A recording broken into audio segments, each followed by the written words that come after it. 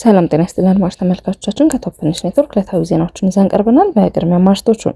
በህወሓት ዳግም የተቋቋመው የትግራይ ምክር ቤት ከፍተኛ ሹመቶችን አጸደቀ። በደሴ ከተማ የአይጥ መርዝ ለበርካታ ሰዎች ህይወት ማለፍ ምክንያት ሆኗል ተባለ።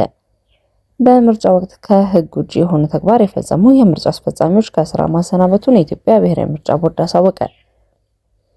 ፋይዳን ከባንክ ሂሳብ ጋር ለማስተሳሰር የነበሩ ሰልፎችን ማስቀረት እንደተቻለ ተገለጸ። ኬንያ የመድረሳና የአርብቶ አደሮች ትምህርትን መርሃ ግብሮችን በመደበኛ የትምህርት ስርዓቷ ውስጥ ለማካተት እየሰራች ነው ተባለ። ህዝባዊ ወያኔ ሓርነት ትግራይ ዳግም የተቋቋመው የትግራይ ክልል ምክር ቤት ከፍተኛ ሹመቶችን አጽድቋል። በዚህም መሰረት አማኑኤል አሰፋ የክልሉ ምክትል ፕሬዝዳንትና የፍትህ ቢሮ ኃላፊ ሆነው የተሾሙ ሲሆን ሌሎችም ሹመቶች ጸድቀዋል። ሹመቶቹ የጸደቁት በትግራይ ክልል ምክር ቤት በስድስተኛው ዘመን አራተኛ ዙር አስቸኳይ ስብሰባ ሲሆን ስብሰባው የተጀመረው የባለፈው መደበኛ ስብሰባ ቃለ ጉባኤን በማጽደቅ ነው። በመቀጠልም በክልል ቢሮዎች አደረጃጀት መዋቅር ላይ በቀረበው የውሳኔ ሀሳብ ላይ ውይይት ተደርጎ በሙሉ ድምጽ ጸድቋል። በተጨማሪም ምክር ቤቱ በቅርቡ ፕሬዝዳንት አድርጎ መረጣቸው የህወሓት ሊቀመንበር ደብረጽዮን ገብረሚካኤል የቀረቡትን እጩዎች መርምሯል።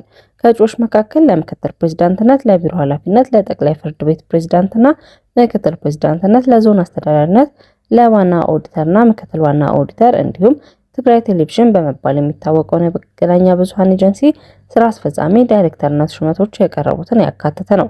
የምክር ቤት አባላቱ በስብሰባ ላይ የቀረቡትን እጩዎች በሙሉ ድምጽ አጽድቀዋል።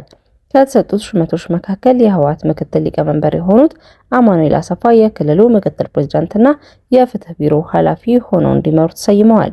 ይህ የሹመት ሽግሽግ የተደረገው የህወሓት ማዕከላዊ ኮሚቴ ለአንድ ሳምንት ያካሄደውን አስቸኳይ ስብሰባ አጠናቆ ከፍተኛ የፓርቲው ኃላፊዎች ላይ የዲሲፕሊን እርምጃዎች መውሰዱን ባስታወቀ ማግስት ነው።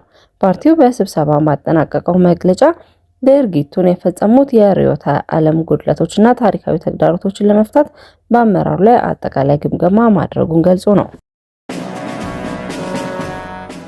በ2018 በጀት ዓመት 9 ወራት የኬሚካል መመረዝ ጉዳት ለደረሰባቸው በርካታ ሰዎች ሕክምና መስጠቱን የደሴ አጠቃላይ ስፔሻላይዝድ ሆስፒታል አስታወቀ። የሆስፒታሉ የህብረተሰብ ጤና አደጋዎችን መከላከልና መቆጣጠር ባለሙያዎች አቶ ብርሃኑ አዱኛ እንደገለጹት ሆስፒታሉ በ9 ወራት ውስጥ የኬሚካል መመረዝ አደጋ ለደረሰባቸው 172 ሰዎች የሕክምና አገልግሎት ሰጥቷል። ከነዚህ መካከል 6.8 በመቶ የሞት ምጣኔ መመዝገቡን ገልጸው በሆስፒታሉ በተሰራው የተቀናጀ ስራ ከመመረዝ ጋር የተያያዘ የሞት ምጣኔ ከባለፈው ዓመት ተመሳሳይ ወቅት ጋር ሲነጻጸር በ27.3 በመቶ ቀንሷል ብለዋል። የጉዳቱን የስርጭት መጠን አስመልክተው 67 በመቶ የሚሆነው ከደሴ እንዲሁም 29 በመቶ የሚሆነው ደግሞ ከደቡብ ወሎ የተከሰተ መሆኑን ተገልጿል። እነዚህ አካባቢዎች በኬሚካል መመረዝ ከፍተኛ ሁኔታ የተጠቁ የማህበረሰብ ክፍሎች መገኛ መሆናቸውን የጠቆሙት አቶ ብርሃኑ በሆስፒታሉ አስፈላጊውን ሕክምና እንዲያገኙ ተደርጓል ብለዋል። 86.5 በመቶ የሚሆኑት ራሳቸውን ለማጥፋት በሚል ህብረተሰቡ አይጥን ለመግደል የሚጠቀምባቸው መርዞችን የተጠቀሙ ናቸው። የመርዝ አይነቶች ትንታኔ እንደሚያሳየው የአይጥ መመረዝ 35.9 በመቶ፣ የመድኃኒት መመረዝ 17.6 በመቶ እንዲሁም የበረኪና መመረዝ ደግሞ 15.3 በመቶ ድርሻ ይዛሉ ተብሏል። በምርጫ ወቅት ከህግ ውጭ የሆነ ተግባር የፈጸሙ የምርጫ አስፈጻሚዎችን ከስራ ማሰናበቱን የኢትዮጵያ ብሔራዊ ምርጫ ቦርድ አሳወቀ።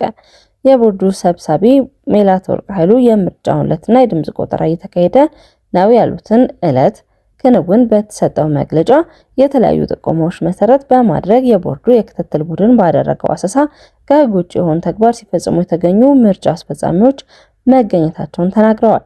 አድርገውታል የተባለውን ህገወጥ ተግባር ባይፍታታም አዲስ አበባ ላይ ምርጫ ሲያስፈጽሙ የነበሩ 2 ሰራተኞች ናቸው ከስራ የተባረሩት ብለዋል።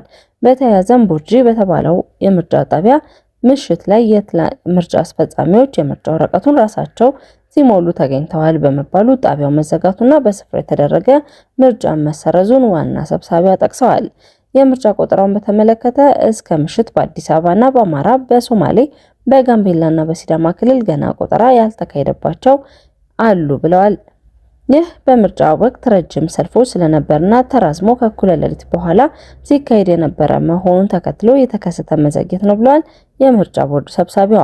እንደ አጠቃላይ 7ኛው ሀገራዊ ምርጫ በተሳካ ሁኔታ ተካሂዷል ያሉት ወይዘሮ ሜላትወርቅ የድምጽ ውጤቱ ጊዜውን ጠብቆ በሕጉ መሰረት ተጣርቶና አሸናፊው ወገን ተለይቶ ለሕዝብ ይፋ ይደረጋል ብለዋል።